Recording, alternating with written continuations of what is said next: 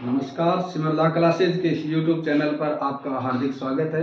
आज हम AIB 2012 fourth जो पेपर हुआ था उसका पार्ट 2 यानी क्वेश्चन नंबर 51 से 100 तक का अध्ययन करेंगे। इससे पहले जो वीडियो था वो क्वेश्चन नंबर 1 से लेकर के 50 पार्ट फर्स्ट का आप देख चुके होंगे। अगर नहीं देखे हैं तो पहले ये 1 नंबर वीडियो ये वाला देखें, एक क्वेश्चन 1 से 50 वाला।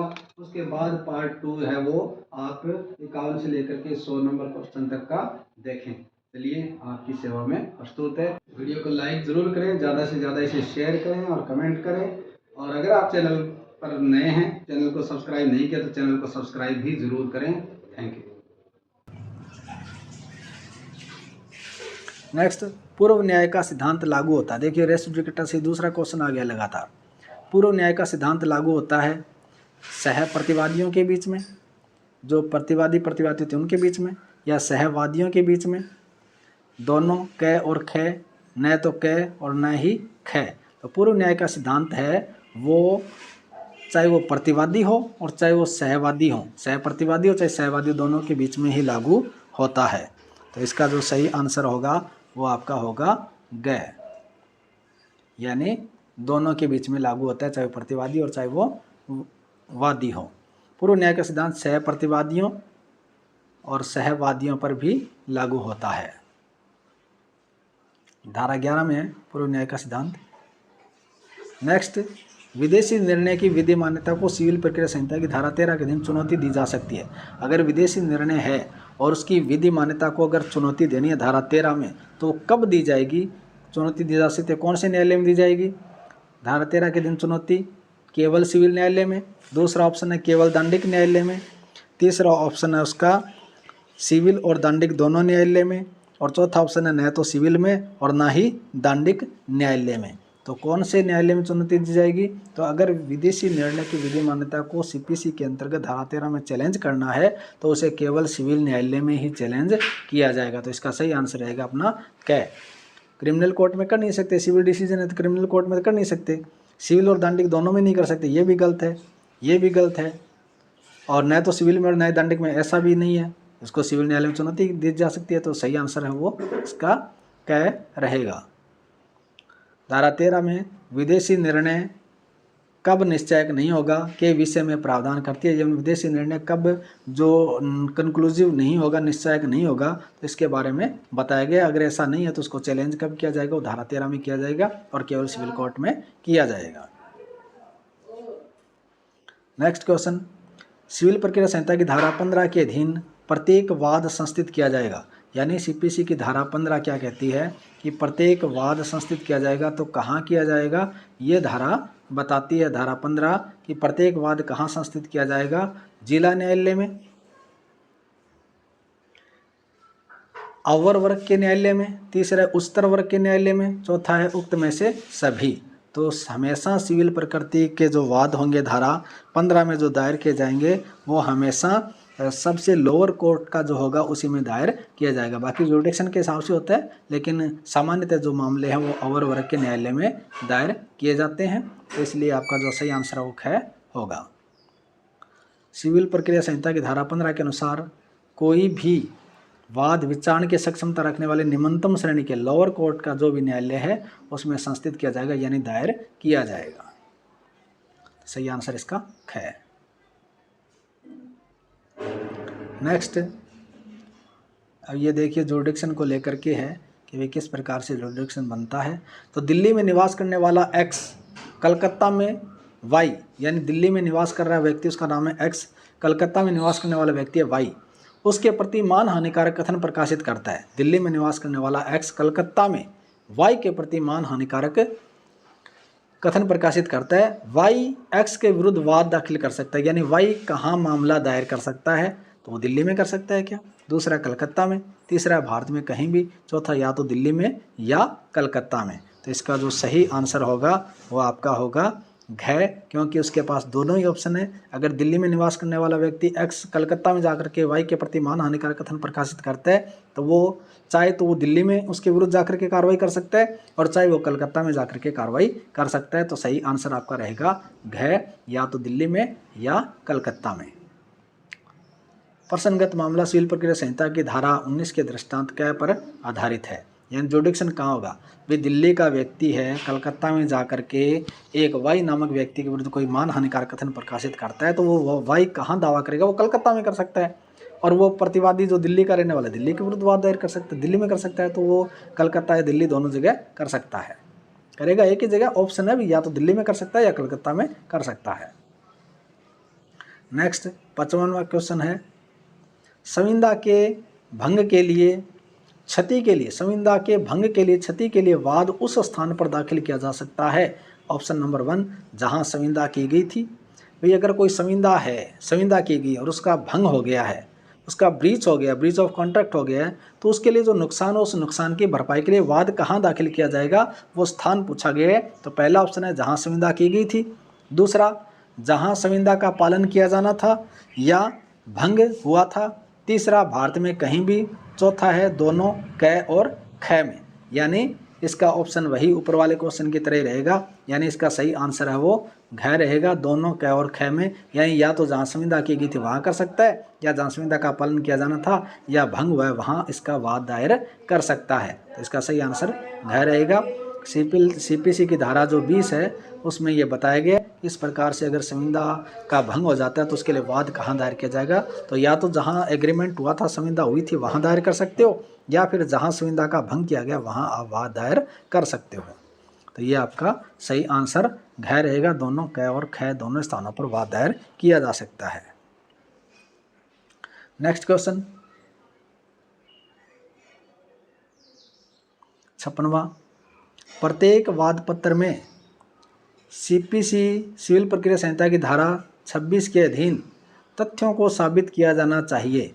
यानी प्रत्येक वाद पत्र में, यानी हर एक मामले में, वाद में सिविल प्रक्रिया संहिता की धारा 26 कहती है कि तथ्यों को साबित किया जाना चाहिए मौखिक साक्ष्य के द्वारा, दूसरा है शपथ पत्र के द्वारा, तीसरा ऑप्शन है दस्तावेज के द्वारा, चौथा ऑप्शन है मौखिक साक्ष्य तथा दस्तावेज के द्वारा। तो हर एक जो तथ्य है उसको साबित किस तरीके से करेंगे, तो हमें हर एक तथ्य को साबित करने के लिए आवश्यकता पड़ेगी किसकी,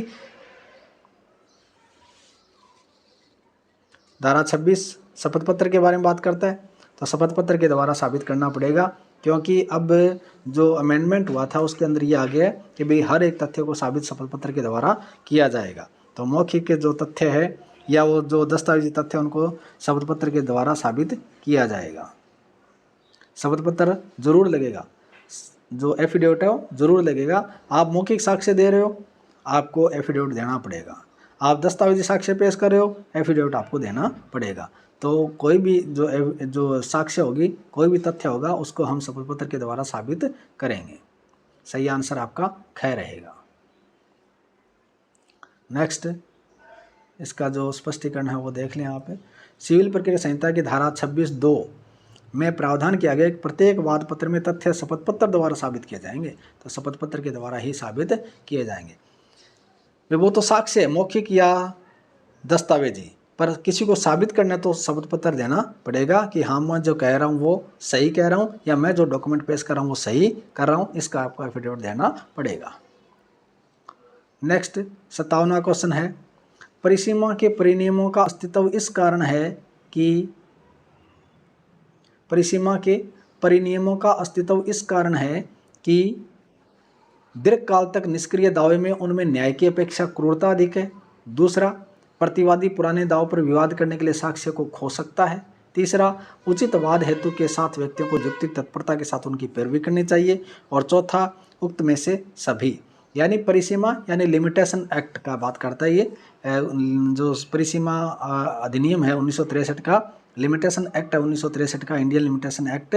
तो उसका मतलब क्या है भाई, वो उसमें जो उसका एग्जिस्टेंस किस कारण से है, तो कोई भी लिमिटेशन तय की गई वो क्यों की गई है, तो अगर दीर्घकाल तक निष्क्रिय दावे में उनमें न्याय की अपेक्षा क्रूरता अधिक है। भाई अगर लिमिटेशन नहीं होगी तो मामला काफ़ी लंबे सालों तक चलेगा और वो फिर न्याय न होकर के एक तरह से क्रूरता बन जाता है। तो इसलिए लिमिटेशन का अस्तित्व जरूरी है, नियमों का अस्तित्व जरूरी है। दूसरा, प्रतिवादी पुराने दावे पर विवाद करने के लिए साक्ष्य को खो सकता है। अगर कोई मामला है वो बहुत सालों तक किया नहीं गया और बाद में अगर वो कोई मामला दायर करे तो वो साक्ष्य को खो देता है, इसलिए लिमिटेशन जरूरी है कि आपको इतने समय के अंदर वाद दायर करना पड़ेगा, तो ये जरूरी है। तीसरा, उचित वाद हेतु के साथ व्यक्तियों को युक्तियुक्त तत्परता के साथ उनकी पैरवी करना चाहिए। जो भी रीजनेबल जो कॉज ऑफ एक्शन है उसके साथ व्यक्तियों को युक्तियुक्त तत्परता के साथ उनकी पैरवी करनी चाहिए। यानी सही आंसर आपका रहेगा उक्त में से सभी, यानी सभी है वो इसके लिमिटेशन एक्ट के अस्तित्व के लिए युक्तियुक्त कारण है, यानी सही आंसर आपका उक्त में से सभी। परिसीमा की संविधि एक ऐसी विधि है जो एक ऐसी समय सीमा परिसीमा काल निर्धारित करती है जिसके अंतर्गत प्रभावी पक्षकार अपने अधिकारों को लागू करा सकता है या किसी हानि या क्षति होने पर प्रतिकर निवारण की कार्रवाई की मांग कर सकता है। इसलिए लिमिटेशन है वो तय की गई है। ये इस प्रकार की विधि है जो एक सीमित अवधि के अंदर व्यक्ति अपने जो अधिकार है उनको लागू करवा सकता है, कोई क्षति प्राप्त कर सकता है, कोई प्रतिकर प्राप्त कर सकता है, एक समय व्यतीत होने के बाद कार्रवाई नहीं कर सकता। परिसीमा अधिनियम, नेक्स्ट क्वेश्चन, परिसीमा अधिनियम 1963 लागू है, यानी लिमिटेशन एक्ट है वो लागू है कौन से मामलों में? सिविल मामलों में, या दूसरा ऑप्शन है दांडिक मामलों में, या तीसरा ऑप्शन है उक्त में से दोनों सही है, चौथा ऑप्शन है उक्त में से सभी, यानी सिविल में भी और दांडिक में भी। तो इसका जो सही आंसर रहेगा वो आपका है परिसीमा अधिनियम किस मामले में है? वो सिविल मामलों में लागू होती है। तो परिसीमा अधिनियम हमेशा सिविल मामलों में लागू होती है, सिविल वादों में लागू होती है। क्रिमिनल के लिए क्रिमिनल में बताया गया है, वहाँ उसमें बताएगी अवधि के अंतर्गत होता है, यहाँ सिविल मामलों में परिसीमा अधिनियम लागू होता है। तो सही आंसर आपका क्या रहेगा? सिविल वादों में। परिसीमा अधिनियम सिविल वादों पर लागू होती है। नेक्स्ट, कानूनी बैठक आयोजित करने की असफलता पर व्यतिक्रम करने वाली कंपनी के लिए शास्ति होगी। तो ये आपका जो क्वेश्चन है वो ये कहता है कि अगर कोई कानूनी बैठक आयोजित करनी थी और वो आप करने में असफल हो गए, व्यतिक्रम हो गया, तो कंपनी के लिए शास्ति क्या होगी, पेनल्टी क्या होगी? तो व्यतिक्रम के प्रतिदिन के लिए 500 रुपये लगेंगे। दूसरा, परिसमापन हो जाएगा कंपनी का। तीसरा, व्यतिक्रम के प्रतिदिन के लिए 1000 रुपये लगेंगे। और चौथा, इनमें से कोई नहीं। तो यहाँ जो आपका सही आंसर रहेगा वो है व्यतिक्रम के प्रतिदिन के लिए 500 रुपये पेनल्टी लगेगी। तो कंपनी के लिए शास्ति कितनी होगी? पर डे की 500 रुपये की शास्ति लगेगी। सही आंसर आपका होगा क्या? 1956 की धारा 165 के अधीन बताया गया कि अगर इस प्रकार से कंपनी है वो कानूनी बैठक आयोजित करनी थी और असफल हो जाती है तो ऐसी असफलता के लिए, ऐसे व्यतिक्रम, ऐसे डिफॉल्ट के लिए कंपनी को 500 रुपये पर डे का फाइन लगेगा, ये पेनल्टी देनी होगी। तो ये धारा 165 का आप अध्ययन कर सकते हैं। नेक्स्ट,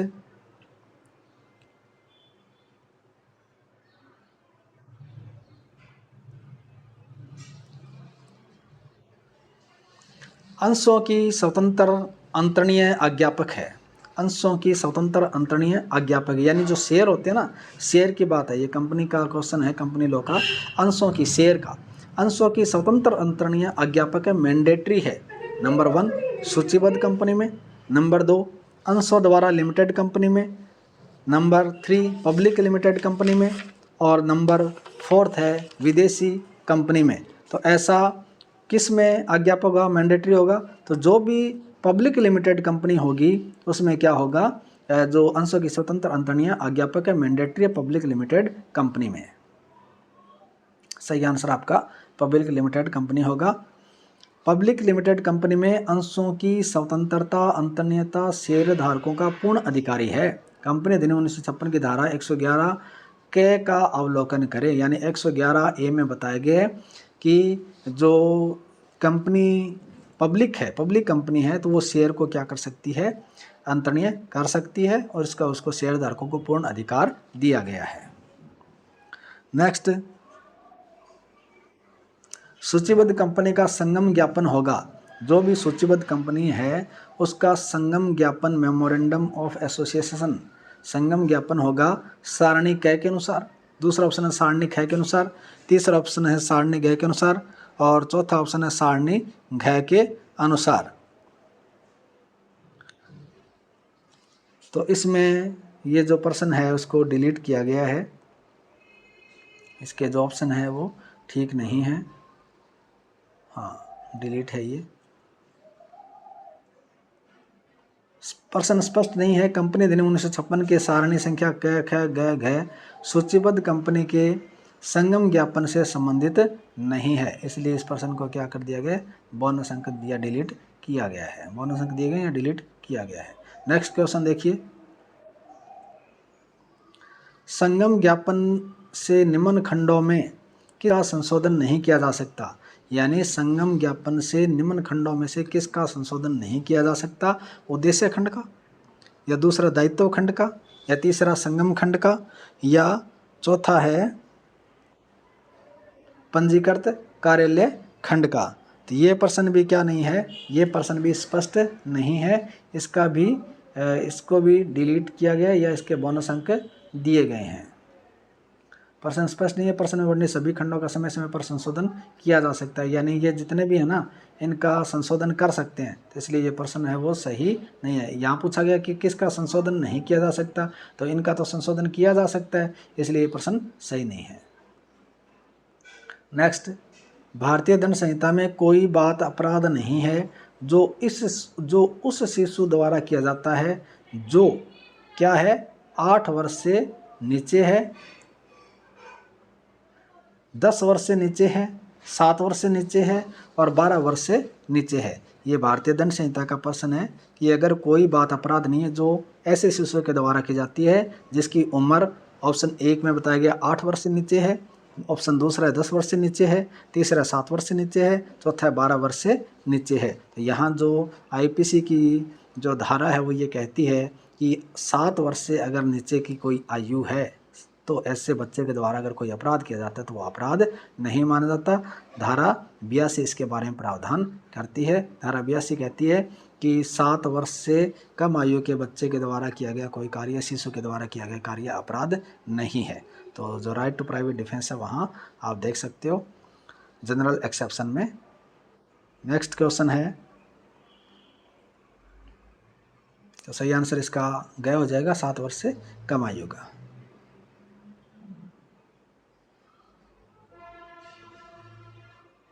नेक्स्ट क्वेश्चन 64वां, शरीर के व्यक्तिगत प्रतिरक्षा का अधिकार स्वेच्छा मृत्यु कारित करने तक विस्तारित है। शरीर के व्यक्तिगत प्रतिरक्षा का अधिकार स्वेच्छा मृत्यु कारित करने तक विस्तारित है यदि अपराध जो अधिकार के प्रयोग का अवसर प्रदान करता है, यानी राइट टू प्राइवेट डिफेंस व्यक्ति को यह अधिकार देता है वो स्वेच्छा मृत्यु कारित कर सकता है, लेकिन कब कर सकता है, इस अधिकार का प्रयोग कब कर सकता है, तो इसके ऑप्शन देखिए। पहला, युक्तियुक्त रूप से यह आशंका उत्पन्न करता है कि मृत्यु कारित की जाएगी। दूसरा, युक्तियुक्त रूप से यह आशंका उत्पन्न करता है कि साधारण उपहत्या कारित की जाएगी। तीसरा, यह चोरी के तत्काल पश्चात चोरी की गई संपत्ति के साथ बचकर निकलने का है। चौथा, उस व्यक्ति की गिरफ्तारी का जो स्वेच्छा उपहत्या कारित करने के अपराध को करने के पश्चात भाग रहा है। तो जहां अपराध स्वेच्छा मृत्यु कारित करने तक का कब होगा प्राइवेट प्रतिरक्षा का अधिकार, जब उसको ये आशंका हो जाए कि भाई उसकी मृत्यु कारित करने की आशंका है या उसकी मृत्यु कारित कर दी जाएगी। तो युक्तियुक्त रूप से यह आशंका उत्पन्न करता है कि मृत्यु कारित की जाएगी। तो अगर ऐसी स्थिति आ जाती है कि मेरी मृत्यु कर देगा सामने वाला, तो वह क्या कर सकता है, अपना प्राइवेट प्रतिरक्षा के अधिकार में सामने वाले की मृत्यु कारित तक कर सकता है। तो इसका सही आंसर होगा वो ए होगा। हाँ, भारतीय दंड संहिता की धारा 100 क्या करती है, स्वेच्छा मृत्यु कारित करने तक का विस्तार प्रदान करती है प्राइवेट प्रतिरक्षा के संबंध में। नेक्स्ट क्वेश्चन है 65वां, धारा 498 ए के अधीन क्रूरता का तात्पर्य है, यानी क्रूरल्टी किसको कहेंगे और इसके अंतर्गत क्या है, केवल दहेज की मांग, केवल शारीरिक प्रताड़ना, मानसिक और शारीरिक दोनों प्रताड़ना, उक्त में से कोई नहीं। तो 498 के अंतर्गत ये बताया गया है कि प्रताड़ना क्या है, क्रूरता क्या है, तो शारीरिक और मानसिक दोनों प्रताड़ना इसमें शामिल मानी जाती है। तो इसका जो सही आंसर रहेगा वो आपका है ग, यानी शारीरिक और मानसिक दोनों प्रताड़ना इस 498 की क्रूरल्टी में शामिल है। भारतीय दंड संहिता की धारा 498 ए के स्पष्टीकरण का अवलोकन करें। स्पष्टीकरण बता दिया गया कि क्रूरता का मतलब है मानसिक और शारीरिक प्रताड़ना, दोनों इसमें शामिल है।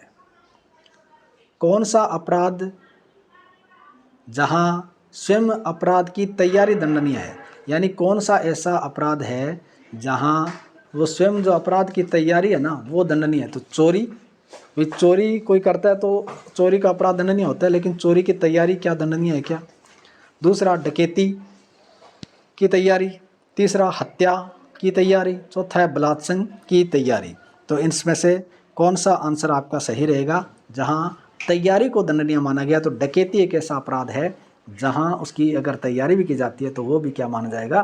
दंडनीय माना जाएगा। भी आज शाम को डकैती डालनी है, डकैती करनी है और उसके लिए हमने ये तैयारी कर रखी है, आज सारे हथियार वगैरह इकट्ठे कर लिए, सब तैयारियां कर ली। तो अगर ऐसी तैयारी करता है भी कोई पकड़ा जाता है तो वो भी अपने आप में ऑफेंस माना जाता है। तो डकैती का जो अपराध है वो तो दंडनीय है ही है, डकैती की तैयारी भी अगर कर रहा है कोई करने की तो वो भी दंडनीय माना जाता है।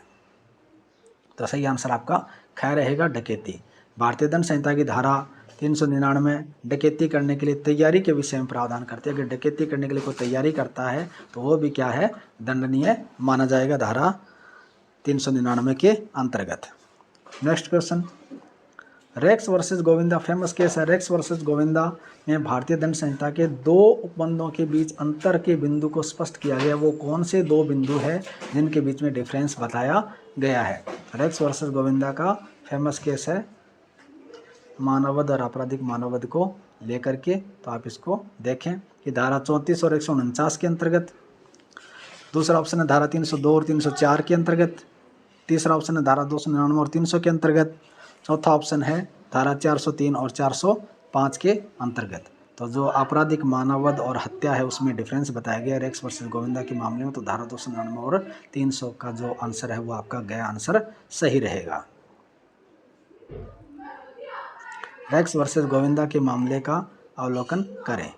हमें ज़्यादा डिटेल से देखना है तो वो डिफरेंस बताया गया कि ये आपराधिक मानववध और ये हत्या है। नेक्स्ट क्वेश्चन, कै ने अपनी लगभग 14 वर्षीय पत्नी के साथ उसकी सम्मति से मैथुन किया। कै ने कोई अपराध नहीं किया। दूसरा बलात्संग का अपराध किया। तीसरा अपनी पत्नी के साथ मैथुन बलात्संग नहीं है। चौथा चूंकि सम्मति थी इसलिए कै बलात्संग के अपराध के लिए दोषी निर्णित नहीं किया जा सकता। तो यहाँ जो मेन चीज़ है वो कंसेंट को लेकर के है और उम्र को लेकर के है। तो 14 वर्षीय पत्नी है और उसके साथ उसकी सहमति से मैथुन किया गया है, सेक्स किया गया है, तो वो क्या होगा? पहला ऑप्शन कोई अपराध नहीं है। दूसरा अगर ऐसा करता है तो बलात्संग है। तीसरा अपनी पत्नी के साथ मैथुन बलात्संग नहीं आता। चौथा चूंकि सम्मति थी इसलिए क्या बलात्संग के अपराध के लिए दोषी निर्णित नहीं किया जा सकता। बिल्कुल इसका आंसर है वो ख रहेगा। क्यों? क्योंकि अगर 15 वर्ष से कम आयु की चाहे वो अपनी पत्नी ही क्यों ना हो उसके साथ अगर कोई मैथुन किया जाता है बलात्संग की श्रेणी में आता है, बलात्संग का अपराध माना जाता है। तो यहाँ जो ऑप्शन है वो ख आपका सही होगा। भारतीय दंड संहिता की धारा 375 के अपवाद 2 के अनुसार पुरुष का अपनी पत्नी के साथ मैथुन या यौन क्रिया बलात्संग नहीं है जब पत्नी 15 वर्ष से कम आयु की नहीं है। 15 वर्ष से ऊपर की है उसके साथ मैथुन या यौन क्रिया की जाती है, बलात्संग की श्रेणी में नहीं आती। 15 वर्ष से कम है, बलात्संग की श्रेणी में आती है। यही प्रोविजन इसके अंतर्गत पूछा गया है। अब 2018 के संशोधन के बाद जो कोई 16 वर्ष से कम आयु की स्त्री के साथ बलात्संग करेगा वो धारा 376(3) के अधीन दंड का भागी होगा। अगर अब ये अमेंडमेंट कर दिया 2018 में कि अगर कोई 16 वर्ष से कम आयु की पत्नी है उसके साथ भी अगर कोई ऐसा बलात्संग करेगा तो वो धारा 376(3) के अधीन दंडनीय होगा। नेक्स्ट क्वेश्चन, किसने न्यायशास्त्र के विषय को व्याख्यात्मक विधि शास्त्र और नियंत्रण संबंधी विधि शास्त्र के रूप में वर्गीकृत किया है? किसने किया है? तो यहाँ आप ध्यान रखें कि जो जूरिस्प्रूडेंस है उसके बारे में प्रश्न पूछा गया कि किसने न्यायशास्त्र के विषय को व्याख्यात्मक विधि शास्त्र और नियंत्रण संबंधी विधि शास्त्र के रूप में वर्गीकृत किया है? तो पहला ऑप्शन है हॉलैंड, दूसरा है बेंथम, तीसरा है केल्सन, चौथा है पैटन। तो यहाँ जो सही आंसर आपका है वो है बेंथम, यानी बेंथम ने न्यायशास्त्र के विषय को व्याख्यात्मक विधि शास्त्र के रूप में और नियंत्रण संबंधी विधि शास्त्र के रूप में वर्गीकृत किया है। तो बेंथम इसका सही आंसर है। बेंथम ने स्पष्टीकरण देखिए, बेंथम ने व्याख्यात्मक विधि शास्त्र और नियंत्रण विधि शास्त्र में विभेद किया है। व्याख्यात्मक विधि शास्त्र का अर्थ है विधि क्या है, और नियंत्रण संबंधी विधि शास्त्र का तात्पर्य विधि कैसी होनी चाहिए। तो इसलिए विधि शास्त्र का ये आंसर है वेंथम सही है। नेक्स्ट क्वेश्चन, किसने न्यायशास्त्र को अधिवक्ता के अतिरिक्त रूप में वर्णित किया है? किसने न्यायशास्त्र को अधिवक्ता के अतिरिक्त रूप में वर्णित किया है? तो इसका देखिए आप option number 1 Savigny, Salmond, Julius Stone और बकलैंड। तो इसका जो सही आंसर है वो है जूलियस स्टोन। यानी जूलियस स्टोन ने क्या किया है, अधिवक्ता के अतिरिक्त रूप में इस न्यायशास्त्र को वर्णित किया है। तो जूलियस स्टोन के अनुसार विधि शास्त्र से तात्पर्य विधिवेता के अतिरिक्त कथन विचार से है। ठीक है, तो ये आपके जूरिस के क्वेश्चन हैं। नेक्स्ट क्वेश्चन है आपका कल्पना सिद्धांत, पिक्सल थ्योरी। कल्पना सिद्धांत निम्न अवधारणाओं में से किससे संबंधित है? स्वामित्व से, दायित्व से, न्याय से, विधिक व्यक्तित्व से संबंधित है। तो ये किससे संबंधित होगा? ये विधिक व्यक्तित्व से संबंधित है, जो लीगल पर्सन है उससे संबंधित है। इस सिद्धांत के प्रमुख समर्थक सेविनी और सामंड है। इस सिद्धांत के जो प्रमुख समर्थक है ना कल्पना सिद्धांत के, वो सेविनी और सामंड है। कल्पना सिद्धांत के अनुसार मनुष्य या प्राकृतिक व्यक्तियों के अतिरिक्त विधि कुछ निश्चित काल्पनिक या न्यायिक व्यक्तियों को भी संपत्ति के अधिकार की विषय वस्तु मानती है। कल्पना करती है ना ये कि वे मनुष्य, वो प्राकृतिक व्यक्ति है, इसके अलावा कुछ ऐसे निश्चित और काल्पनिक भी माने गए हैं जिनको न्यायिक व्यक्तियों की श्रेणी में शामिल किया गया। वे न्यायिक व्यक्ति भी क्या कर सकता है, संपत्ति के अधिकार की विषय वस्तु माना है। तो ये इसका सही आंसर विधिक व्यक्तित्व के बारे में काल्पनिक सिद्धांत का अवलोकन किया जाता है। नेक्स्ट क्वेश्चन, सुन्नी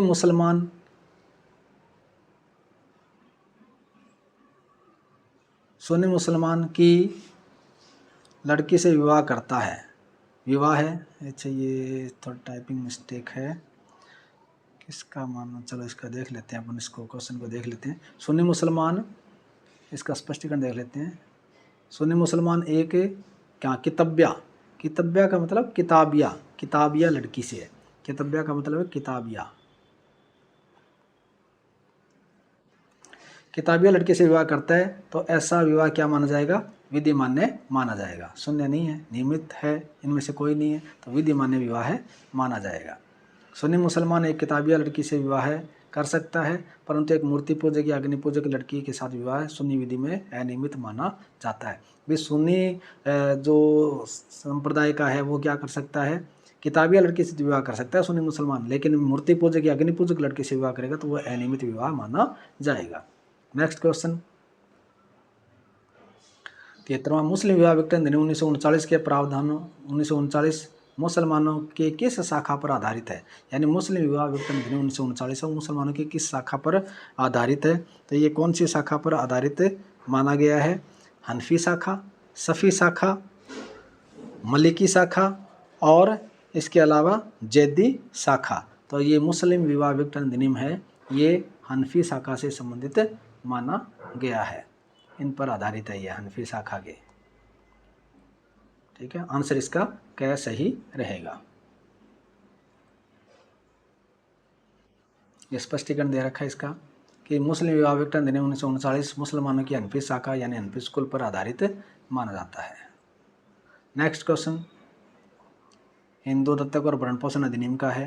तो इसका आप देखिए कि हिंदू दत्तक और भरण पोषण अधिनियम 1956 के अधीन महिला हिंदू को दत्तक में पुत्र या पुत्री को ग्रहण करने की क्षमता है यदि वह विवाहित नहीं है, वह विवाहित है, वह विधवा है और उसको कोई पुत्र या पुत्री नहीं है, किंतु विधवा पुत्रवधू है, वह तनिक भी दत्तक ग्रहण नहीं कर सकती। तो देखिए कि हिंदू दत्तक और भरण पोषण अधिनियम 1956 के अधीन एक महिला हिंदू है, उसको दत्तक में पुत्र या पुत्री ग्रहण करने की क्षमता है। कब है? यदि वो क्या नहीं है, विवाहित नहीं है।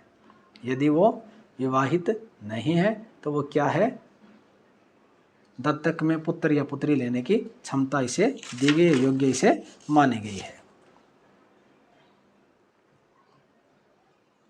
हिंदू दत्तक और भरण पोषण अधिनियम 1956 की धारा 8 के अधीन यह बताया गया कि कोई हिंदू महिला कब दत्तक ग्रहण कर सकती है। तो अगर उसके पहले से कोई पुत्र या पुत्री नहीं है और विवाहित नहीं है तो वो दत्तक ग्रहण कर सकती है। नेक्स्ट, हिंदू विधि के दिन शून्य और शून्य कन्या विवाह से संतान है।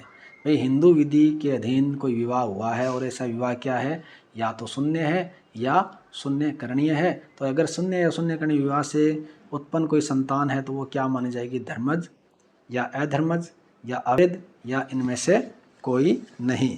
तो अगर हिंदू विवाह है और वो शून्य और शून्य करणीय है तो उससे जो उत्पन्न संतान वो हमेशा क्या मानी जाती है, लेजिटिमेट मानी जाती है, धर्मज मानी जाती है। तो धर्म संतान कहलाएगी, विवाह चाहे शून्य हो चाहे शून्य करणीय रहा हो, संतान उसकी वैध ही मानी जाएगी, जायज संतान उसकी जायज संतान मानी जाएगी।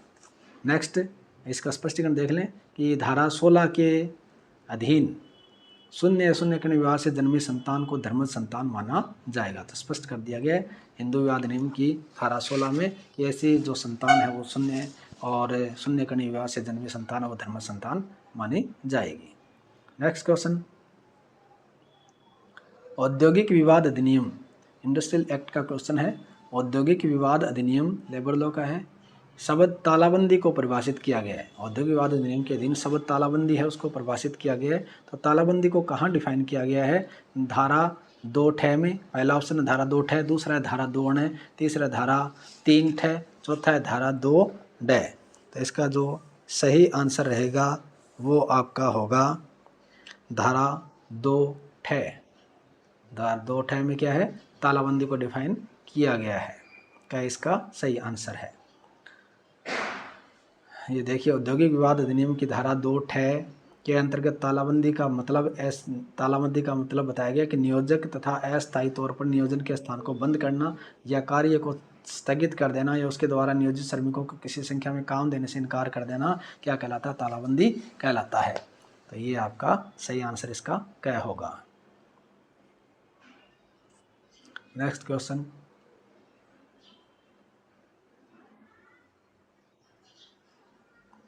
शब्द कामबंदी को औद्योगिक विवाद अधिनियम के अधीन परिभाषित किया गया है। यानी अब कामबंदी को कहाँ परिभाषित किया गया, धारा 2 में, धारा 2 में, धारा 2 में, धारा 3 में। तो ये धारा जो 2 इसका सही ऑप्शन क्या होगा, सही आंसर होगा इसका कै, धारा 2 में इसको डिफाइन किया गया है। तो इसको याद रखना भैया, कामबंदी को आ सकता है ये ले ऑफ, जबरन छुट्टी या कामबंदी को औद्योगिक विवाद अधिनियम की धारा 2 में परिभाषित किया गया है। नेक्स्ट क्वेश्चन ट्रेड यूनियन का है, लेबर इंडस्ट्रियल लॉ का। व्यवसाय संघ अधिनियम को अधिनियमित किया गया था। अब ये जो ट्रेड यूनियन एक्ट आता है इसको कब कोडिफाइड किया गया था, तो 1926 में, 1946 में, 1947 में और 1988 में। तो ट्रेड यूनियन है जो व्यावसायिक संघ अधिनियम है वो 1926 का है, तो इसलिए इसको 1926 में अधिनियमित किया गया था। सही आंसर आपका क्या होगा, 1926 के अधिनियम संख्या 16 द्वारा स्थापित किया गया। तो यहाँ साल पूछा गया तो 26 इसका सही आंसर है कै। नेक्स्ट 79वां प्रश्न, शब्द न्यूनतम मजदूरी को वर्णित किया गया है। जो मिनिमम वेजेज है उसको वर्णित किया गया है व्यापार संघ अधिनियम 1926 में, दूसरा ऑप्शन औद्योगिक विवाद अधिनियम 1947 में, तीसरा न्यूनतम मजदूरी अधिनियम 1948 में, चौथा उक्त में से कोई नहीं। तो न्यूनतम मजदूरी है तो न्यूनतम मजदूरी को कहाँ वर्णित किया गया है, तो इसका सही आंसर रहेगा आपका न्यूनतम मजदूरी अधिनियम 1948 में, क्योंकि इसको लेकर के एक्ट बना हुआ है। तो सही आंसर आपका न्यूनतम मजदूरी अधिनियम 1948 में रहेगा। नेक्स्ट क्वेश्चन, यहाँ इसको बताया गया है कि न्यूनतम मजदूरी को न्यूनतम मजदूरी अधिनियम में वर्णित किया गया है। अधिनियम में न्यूनतम मजदूरी की परिभाषा तो नहीं किया गया, परंतु hydro engineer private limited versus उनके कार्यकारण AIR 1969 सुप्रीम कोर्ट के मामले में न्यूनतम मजदूरी की अवधारणा को प्रस्तुत किया गया है। इस केस को भी आप ध्यान में रखें। 80वां क्वेश्चन है कि न्यूनतम मजदूरी अधिनियम को अधिनियमित किया गया था। अब न्यूनतम मजदूरी अधिनियम को अधिनियमित किया गया था, ये प्रश्न भी आपके लिए काम का बन गया। 1921 में, 1923 में, 1947 में और 2007 में। चूँकि न्यूनतम मजदूरी 1948 का, इसलिए 48 वाला ऑप्शन है नहीं, इसलिए इसको डिलीट कर दिया गया ऑप्शन गलत होने के कारण। तो ये नहीं है, कोई भी विकल्प सही नहीं है। न्यूनतम मजदूरी अधिनियम 1948 में पारित किया गया था, तो इसलिए 1948 आता तो ऑप्शन सही होता, अदरवाइज नहीं है। नेक्स्ट, व्यवसाय संघ अधिनियम उपबंध करता है, यानी व्यवसाय संघ में क्या है।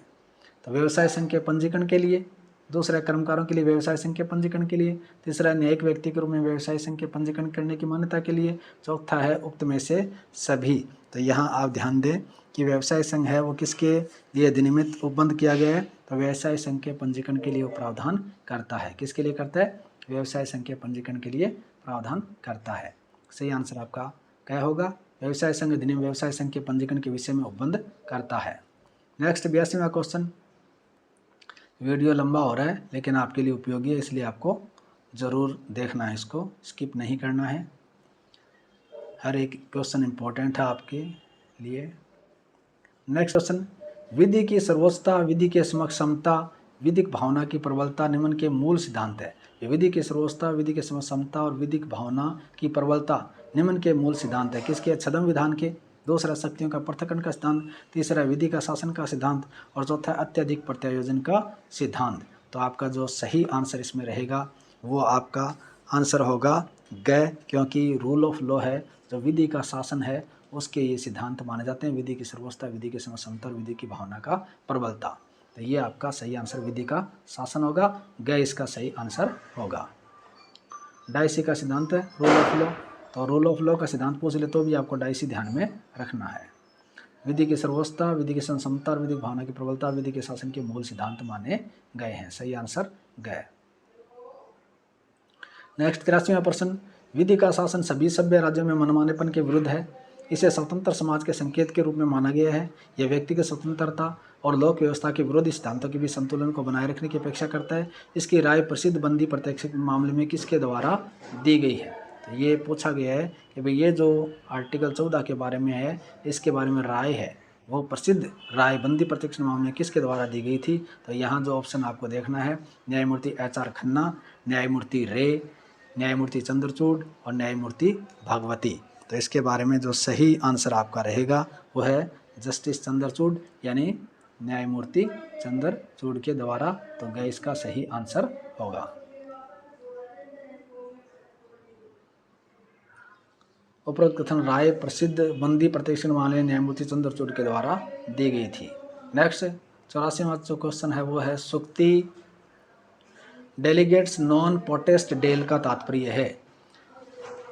सुक्ति लैटिन वर्ड है, ये लैटिन मैगजीम्स है। डेलीगेट्स नॉन पोटेस्ट डेल का तात्पर्य प्रतिनिधि आगे और प्रत्यायोजन कर सकता है, प्रतिनिधि आगे और प्रत्यायोजन नहीं कर सकता है, प्रतिनिधि को प्रत्यायोजन का उद्देश्य पूर्वक विरोध करना चाहिए, उक्त में से कोई नहीं। यानी इसका सही आंसर आपका रहेगा प्रतिनिधि आगे और प्रत्यायोजन नहीं कर सकता। डेलीगेट्स नॉन पोटेस्ट डेल यानी जो प्रतिनिधि है वो आगे और प्रत्यायोजन नहीं कर सकता, तो इसका सही आंसर ख रहेगा। डेलीगेट्स नॉन पोटेस्ट डेल का अर्थ है प्रतिनिधि आगे और प्रत्यायोजन नहीं कर सकता। इस सिद्धांत को संवैधानिक विधि और प्रशासनिक विधि दोनों में समाहित किया गया है। तो ये जो एडमिनिस्ट्रेटिव का लॉ है वहाँ भी ये देखने को मिलता है। नेक्स्ट है उपभोक्ता संरक्षण अधिनियम का क्वेश्चन। उपभोक्ता संरक्षण अधिनियम 1986 में निम्न में सम्यक बातचीत के साथ संयुक्त राष्ट्र महासभा पर प्रमुख रूप से आधारित है। यानी उपभोक्ता संरक्षण अधिनियम 1986 निम्न में सम्यक बातचीत के साथ संयुक्त राष्ट्र महासभा पर प्रमुख रूप से आधारित है। UNCITRL, दूसरा ऑप्शन है UNCTNT, तीसरा है UNECOSOU, चौथा है उक्त में से कोई नहीं। तो सही आंसर इसका जो आपका रहेगा वो इन तीनों में से कोई नहीं है, तो इसका सही आंसर आपका घ रहेगा, उक्त में से कोई नहीं। तो ये प्रमुख रूप से है किस पर आधारित, ये आपके यहाँ बताया गया है कि 1985 को संयुक्त राष्ट्र महासभा के द्वारा उपभोक्ता संरक्षण के लिए सामान्य दिशा निर्देश ग्रहण किए गए, जिन्हें संयुक्त राष्ट्र महासभा द्वारा उपभोक्ता संरक्षण के लिए जारी दिशा निर्देशों के नाम से जाना जाता है। तो इनमें से किसी में नहीं है, वो सीधा ही UNO के नाम से है। नेक्स्ट, उपभोक्ता संरक्षण अधिनियम को अधिनियमित किया गया था। कब किया गया था? तो 1985 में, 1986 में, 2005 में, 2008 में। तो उपभोक्ता संरक्षण अधिनियम है उसको कब अधिनियमित किया गया था? तो 1986 में इसको किया गया था। उपभोक्ता संरक्षण अधिनियम 1986 है ना, बाद में अमेंडमेंट भी हो गया इसमें, तो 1986 में इसको किया गया था। खैर इसका सही आंसर है। नेक्स्ट 87वां क्वेश्चन, मोटरयान अधिनियम 1988 ये मोटर व्हीकल एक्ट का क्वेश्चन है के अधीन दावा अधिकरण के अधिनिर्णय के विरुद्ध अपील की जा सकती है।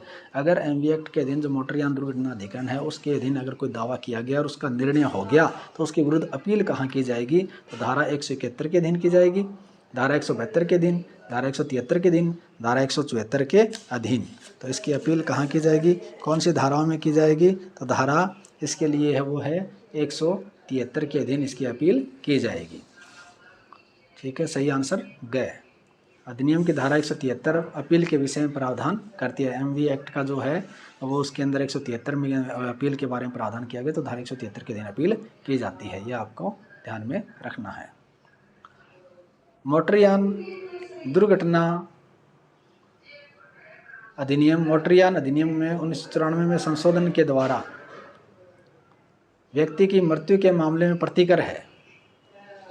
मोटरयान दुर्घटना मोटरयान अधिनियम में 1994 संशोधन के द्वारा व्यक्ति की मृत्यु के मामले में प्रतिकर है 25,000, 50,000, 70,000, 90,000, 50,000 अंतरिम प्रतिकर है 50,000 रुपये का। खैर इसका सही आंसर होगा। मोटरयान अधिनियम की धारा 140 के अधीन जो प्रतिकर की अंतरिम प्रतिकर की बात की गई वो 50,000 रुपये है। ये अंतरिम प्रतिकर है मामले में, अंतरिम प्रतिकर इंटेरियम अंतरिम प्रतिकर 140 के अंतर्गत बताया गया, तो सही आंसर आपका ख रहेगा। नेक्स्ट क्वेश्चन, प्रतिनिधिक दायित्व के अधीन दायित्व है। प्रतिनिधिक दायित्व के अधीन दायित्व है तो वाइकरियस लायबिलिटी, संयुक्त, पृथक, दोनों क और ख, मामले के तथ्य और परिस्थितियों पर आधारित है, उक्त में से कोई नहीं। तो प्रतिनिधिक दायित्व के अधीन जो दायित्व होता है वो हमेशा आपका क्या होता है, दोनों ही होता है, संयुक्त भी होता है और पृथक भी होता है। तो इसका सही आंसर रहेगा वो ग, इसका सही आंसर होगा। प्रतिनिधिक दायित्व के अंदर संयुक्त रूप से भी हो सकता है और पृथक पृथक भी हो सकता है, तो दोनों इसका आंसर ग सही होगा। प्रतिनिधिक दायित्व संयुक्त अपकृत्यकर्ता की अवधारणा पर आधारित है, जहां उनका दायित्व संयुक्त और पृथक दोनों ही हो सकता है। नेक्स्ट 90वां क्वेश्चन, अपकृत्य में मानहानि के मामले में, यानी ये टोट का क्वेश्चन है। अपकृत्य में मानहानि के मामले में मानहानि करने का आशय आवश्यक नहीं है, दूसरा मानहानि करने का आशय आवश्यक है, तीसरा क और ख दोनों, चौथा या तो क या ख। ऐसा नहीं है कि यहाँ मानहानि करने अपकृत्य में मानहानि के मामले में जो इंटेंशन है वो क्या होना चाहिए, आवश्यक नहीं है। इंटेंशन जरूरी नहीं है कि वो मानहानि करने के आशय अपकृत्य के मामले में। आपराधिक में देखेंगे, अपराध में तो मानहानि के लिए इंटेंशन आवश्यक है, लेकिन यहाँ इंटेंशन आवश्यक नहीं है, मानहानि करने का आशय आवश्यक नहीं है अपकृत्य के मामलों में। तो सही आंसर आपका होगा क।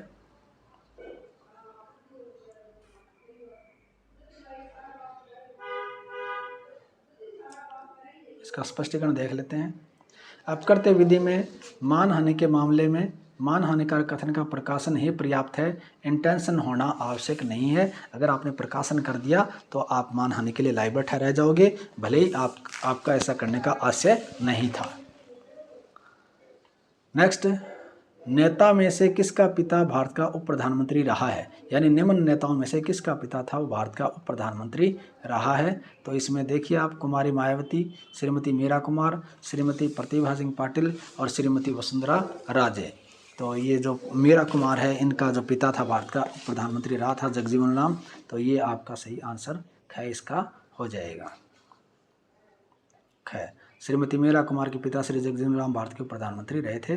भारत के संविधान सभा का कौन संवैधानिक सलाहकार था? अब भारत के जो संविधान सभा थी उसका जो संवैधानिक सलाहकार था वो कौन था? तो इसके बारे में आपसे doctor Rajendra Prasad, doctor BR Ambedkar, BN Rao, Jawaharlal Nehru. तो सही आंसर आपका होगा डॉक्टर BN राव। ये संवैधानिक सभा के संवैधानिक सलाहकार थे। डॉक्टर राजेंद्र प्रसाद तो स्थायी अध्यक्ष थे, doctor BR Ambedkar draft committee के चेयरमैन थे, BN राव कानूनी सलाहकार थे, संवैधानिक सलाहकार थे इनके, और जवाहरलाल नेहरू ये इसके अंदर अलग अलग समितियों के प्रेसिडेंट रहे थे। तो नेक्स्ट क्वेश्चन, सही आंसर गया हो गया। BN राव भारत के संविधान सभा के संवैधानिक सलाहकार थे। 93वां क्वेश्चन है, भारत में न्यायिक पुनरावलोकन की अवधारणा आधारित है, यानी जुडिशियल रिव्यू का जो कंसेप्ट है वो किस पर आधारित है? विधि द्वारा स्थापित प्रक्रिया पर, विधि के शासन पर, विधि की सम्यक प्रक्रिया पर, अंतर्राष्ट्रीय संधियों और अभिसमयों पर, बताया गया। तो किस पर आधारित है? तो विधि के शासन पर, यानी रूल ऑफ लॉ पर। रूल ऑफ लॉ ये कहता है कि भाई अगर कोई गलत हो जाता है तो उसका रिव्यू किया जा सकता है। विधि का शासन पर ये आधारित है, न्यायिक पुनरावलोकन का जो कंसेप्ट है वो। भारत में न्यायिक पुनरावलोकन की अवधारणा विधि के शासन पर आधारित है, बिल्कुल स्पष्ट लिखा गया है। नेक्स्ट, पर्यावरण का संरक्षण, एनवायरमेंटल का क्वेश्चन है। पर्यावरण का संरक्षण है संवैधानिक कर्तव्य, निर्देशक तत्व, मूल कर्तव्य, दोनों ख और ग। तो आपका जो पर्यावरण का संरक्षण का है वो संवैधानिक कर्तव्य भी है, निर्देशक तत्व भी है। तो आपका ये क्या रहेगा? मूल कर्तव्य भी है। तो आपका क्या रहेगा? ये डायरेक्टिव संवैधानिक कर्तव्य नहीं है, ये डायरेक्टिव प्रिंसिपल में आता है, मूल कर्तव्य में आता है। तो आपका आंसर रहेगा ग, दोनों ही ख और ग, ये आपका सही आंसर हो जाएगा। घ जो दोनों ख और ग के बारे में बताता है, यानी पर्यावरण का संरक्षण करना हमारा डायरेक्टिव प्रिंसिपल भी है, नीति निर्देश तत्व भी है, और हमारा जो फंडामेंटल ड्यूटीज़ है वो भी है पर्यावरण का संरक्षण करना।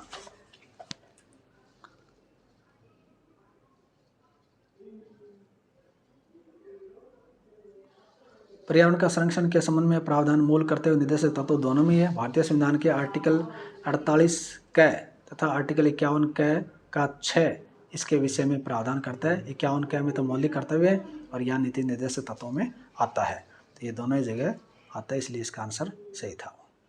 मध्य शिक्षा संबंधित है, यानी शिक्षा है वो किससे संबंधित है? संघ सूची का विषय है क्या? राज्य सूची का है क्या? समवर्ती सूची का है क्या? विशिष्ट विषय है क्या? तो शिक्षा है वो संघ सूची में भी आती है, राज्य में आती है, दोनों में आती है, समवर्ती सूची में आती है। इसका मतलब ये सही आंसर क्या होगा आपका? ग इसका सही आंसर होगा। समवर्ती सूची का विषय समवर्ती सूची से संबंधित है। मत संख्या 25 में आता है, ये समवर्ती सूची की मत संख्या 25 में शिक्षा आता है। नेक्स्ट 96वां क्वेश्चन, संविधान के आर्टिकल 14 में अंतर्विष्ट पद विधि के समक्ष समता का निर्वचन करते समय उच्चतम न्यायालय ने लगातार अवधारित किया कि समानता का तात्पर्य है, क्या है? मानव के बीच आत्यंतिक समानता, सभी व्यक्तियों से सामान्य व्यवहार, समानों के बीच विधि सामान्य होनी चाहिए और सामान्य रूप से प्रशासित की जानी चाहिए, दोनों ख और ग। तो इसका जो सही आंसर आपका जो होगा वो है ग, क्योंकि विधि है वो हमेशा समानों के बीच विधि सामान्य होनी चाहिए, समान व्यक्तियों के साथ समान व्यवहार किया जाएगा, असमानों के साथ समान व्यवहार नहीं किया जाएगा। तो ये आपके इस पर बल देती है। सही आंसर ग। विधि के समता का तात्पर्य हर व्यक्ति समान रूप से इस देश के सामान्य विधि के अधीन है और कोई व्यक्ति चाहे उसका कोई भी पद या सामाजिक स्थिति वह विधि से ऊपर नहीं है। तो समान व्यक्ति के साथ समान व्यवहार किया जाएगा, असमान व्यक्ति के साथ समान व्यवहार नहीं किया जाएगा। सही आंसर ग।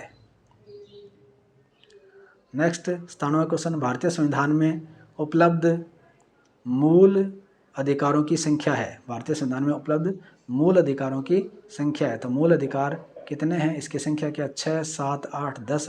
तो अभी जो वर्तमान में है वो 6 है, तो इसलिए सही ऑप्शन आपका क्या रहेगा?